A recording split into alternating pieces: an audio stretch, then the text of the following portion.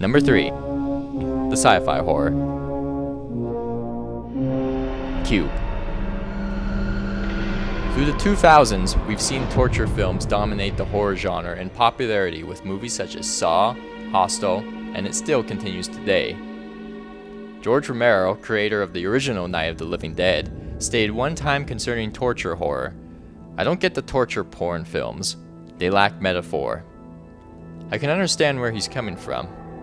However, let's go back to 1997, when an independent Canadian film named Cube did take itself seriously.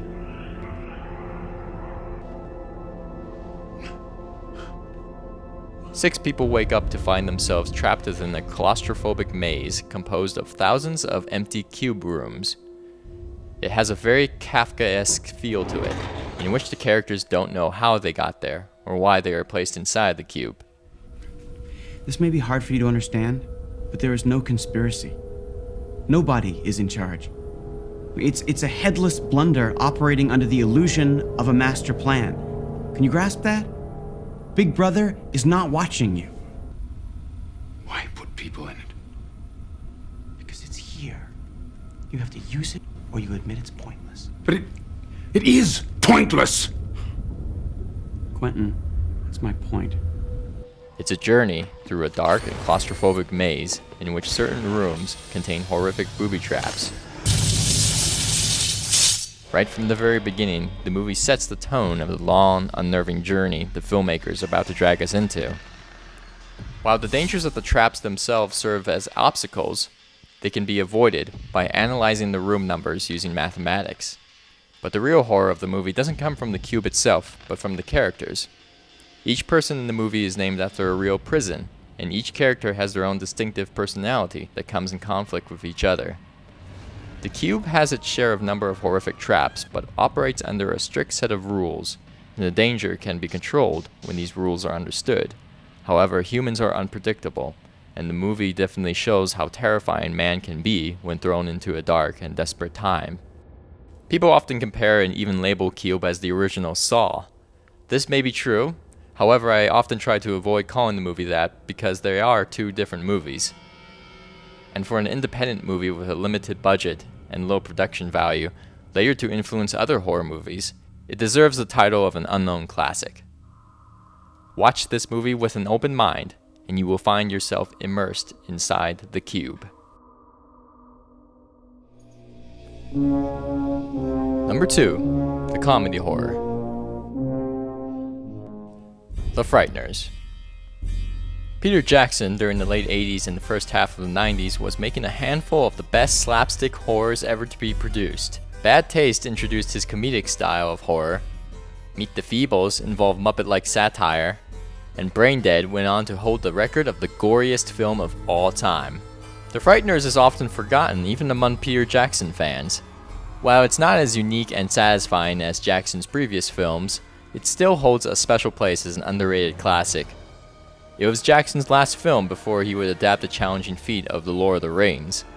The film was also Michael J. Fox's last major film role.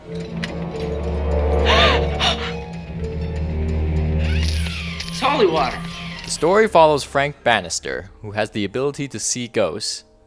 He befriends 3 of them and works conning people as a psychic and exorcist by having his ghost friends stage paranormal events inside people's houses.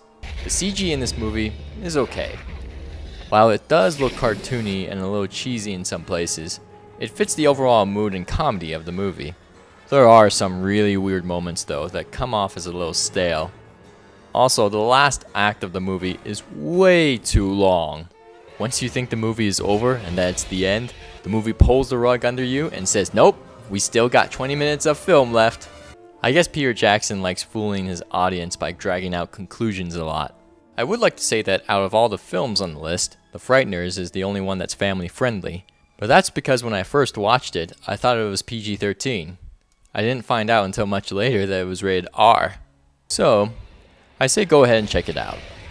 Especially if you're interested in seeing Peter Jackson's work before making Lord of the Rings. It's fun and serves as a great Halloween flick.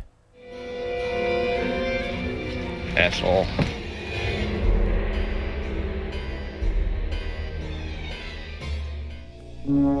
And finally, our last film, the romantic horror of our list of 5 unknown horror classics.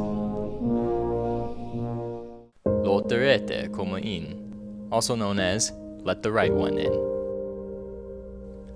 The only thing you need to know is that this is a love story between a vampire girl named Ellie and a meek, humble boy named Oscar.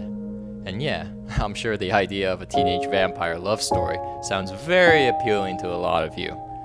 But the big difference between Låter komma in and cheesy adaptations of the genre is that it's a teenage vampire love story done right. It's a movie not about vampires, but about 2 lost people in need of each other. It's interesting. This is a horror film, but only 5% of it is horror. The remaining 95% is purely focused on the relationship between Oscar and Ellie. The actor's portrayal of the characters is amazing. I can't help but feel the innocence that comes from the 2 of them.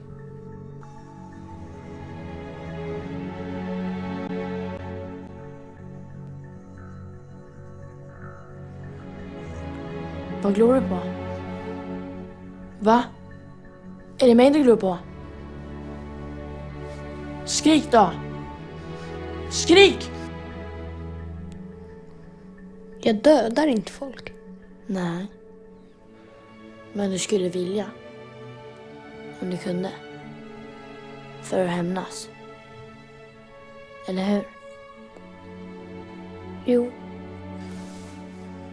Bli mig lite. The movie shows the bonds of good and evil, and shows 2 characters that find themselves somewhere in the middle. Ellie, despite being a vampire, shows compassion and sympathy for those around her, shows guilt for her vampiric actions. Oscar, however, is drawn towards things that are evil, seeks retribution on those who bully him, and finds satisfaction in carrying out that retribution. While this isn't a top 5 list, I saved this movie for last because it is very high on my recommendation list. It's a brand new film, it's gained high recognition over in Europe, but it hasn't been accepted as much over in North America.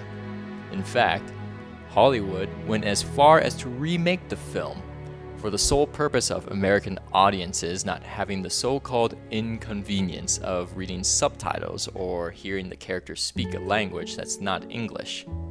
Thomas Alfredson, the Swedish director of Låter komma in, expressed unhappiness about the idea of a remake, saying that remakes should be made of movies that aren't very good. That gives you the chance to fix whatever has gone wrong. The American remake is not a bad movie by any means, but the original is by far the best version, and I highly recommend people watch the Swedish film instead. I really don't have anything else to say about the movie. It's a beautiful masterpiece that leaves you connected with the characters. If you have time, you can go ahead and check out Twin Perfect's review of the movie, as they also compare the original with the American remake. Go ahead and check it out.